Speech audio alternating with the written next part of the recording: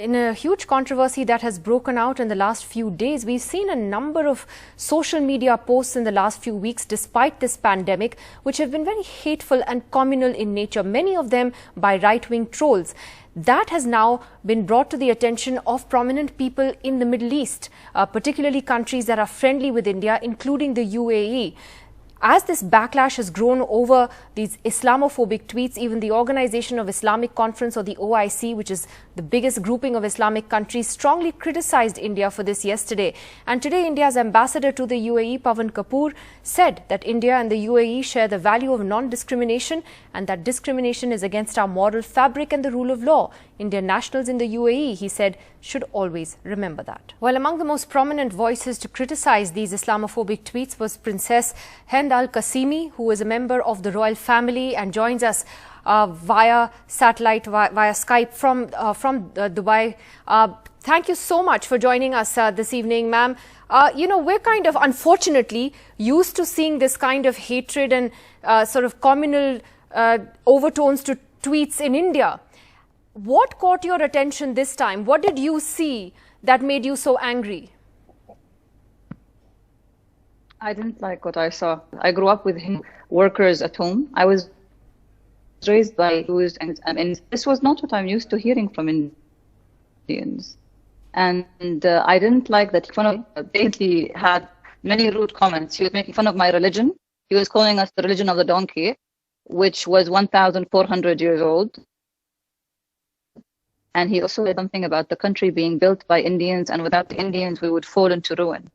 We do not deny that we work, the Indians are our colleagues and our co-workers, they are friends, our families. They're not just the labor class. We have many CEOs which are also Indians, and we're very proud of them.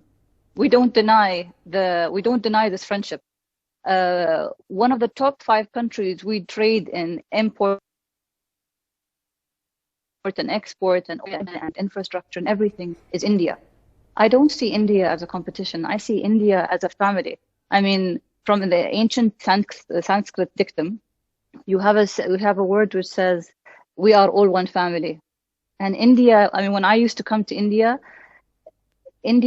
like very few countries, makes you feel like you belong to it.